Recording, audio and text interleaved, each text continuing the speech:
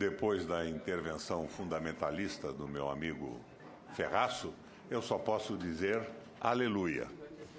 Mas esta PEC não tem nada de moralista, ela é quantitativa.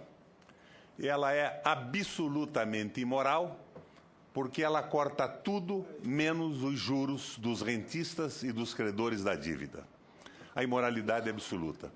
Mas eu quero tratar, enquanto o tempo me permitir, de alguns mitos que eu apanhei nesse debate e também em algumas declarações públicas do Meirelles, que é o autor, o patrocinador desse processo todo.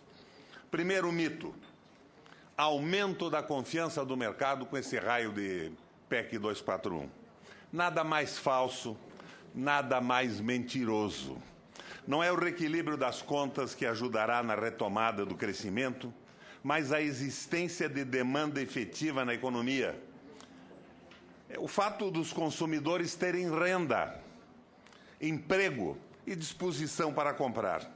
O investidor produtivo tem em vista o mercado, não as intenções do Meirelles, nem a poesia mitológica proposta pela PEC.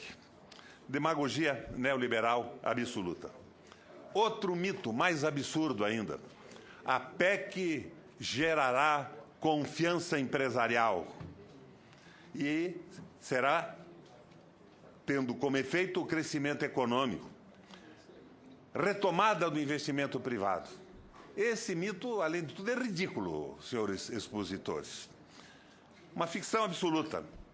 Como eu, investidor, vou investir se a economia está numa depressão de cerca de 8% acumulados em 2 anos? A taxa de desemprego alcança quase 12% e a renda está em queda.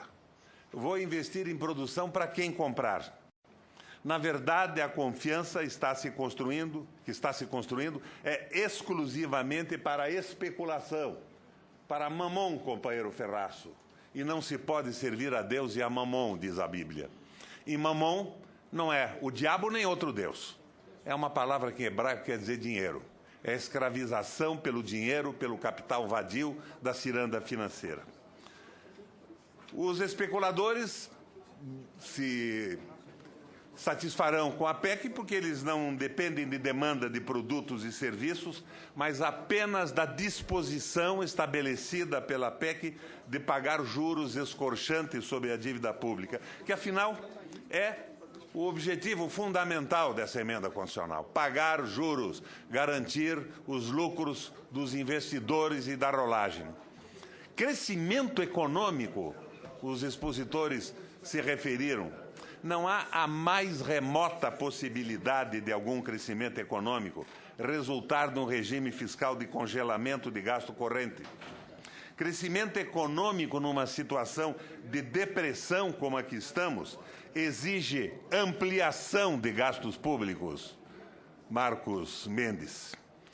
Ampliação de gastos fiscais, sejam gastos correntes ou investimentos. E esta é uma lição que a gente aprendeu com o New Deal, que a gente aprendeu com o esforço do Roosevelt, com as ideias do Keynes, com as propostas do Ford, que dizia que naquela época a própria automação ia forçar uma superprodução e que levaria a uma crise por falta de consumo, o que fez o Roosevelt criar o salário mínimo e diminuir a carga horária. Nós estamos numa linha absolutamente contrária às medidas do New Deal, que se inspirou também nas ideias iniciais do Shasta. O efeito do déficit fiscal é imediato, como reconhece o próprio documento do Meirelles. Só que, com o raciocínio falacioso, ele fala no aumento da dívida. Emprego e renda, eu ouvi o meu amigo Marcos Mendes falar. Absoluta falácia. Emprego e renda são resultantes de uma economia em crescimento e só aparecem numa primeira fase de um processo de expansão quando fruto de uma política deliberada de gastos públicos, deficitários, nunca congelamento de despesas fiscais. Outro mito levantado: mais recursos disponíveis para investimento e consumo. Eu fiquei perplexo com essa declaração. Isso é inteiramente falso. absolutamente falacioso. Na medida em que o setor público congela gastos orçamentários, imediatamente é reduzida a demanda de bens e serviços do próprio setor público sobre a economia privada, congelando oportunidades de investimento e consumos reais, não financeiros. O ganho financeiro fica preservado pelo raio da emenda com absoluta segurança. Sexto efeito, sexto mito, queda de juros estrutural. Vi isso no texto do Meirelles. Juro estrutural, senhores economistas. Que raio de conceito é esse? O que quer dizer juro estrutural? É a mãe de todos os mitos. A taxa básica de juros, a Selic, nada deve às forças do mercado, ou mesmo ao regime fiscal proposto pela PEC. Obedece exclusivamente às determinações do Copom, que, por sua vez, condiciona as decisões do Banco Central. O Banco Central, em última instância, determina a taxa de juros e, na prática, ele obedece determinações do mercado financeiro especulativo. Itaú e Bradesco mandam hoje no Banco Central. Está lá o Ilan Goldfein, tem mais um diretor do Bradesco e o nosso Meirelles, sempre preocupado com os lucros, depois de ter passado uma vida vendendo cartão de crédito e seguro bancário. Afirmar que a taxa de juros estrutural, e eu insisto, ninguém sabe o que é isso, vai cair por conta do regime fiscal proposto, é enganar a sociedade brasileira. A minha conclusão é que não existe nada de fundamentalista e moralista, como com veemência colocou o meu amigo senador Ferraço, e que esta proposta não passa de uma proposta rigorosamente ideológica. Não tem nada a ver com economia. Ela não tem nenhuma sensibilidade com o povo trabalhador. Ela nunca subiu numa favela. Essa proposta nunca passou fome. É uma proposta ideológica para montar o Estado neoliberal. E esta proposta vem se acumulando ao longo da financiarização da economia brasileira em décadas.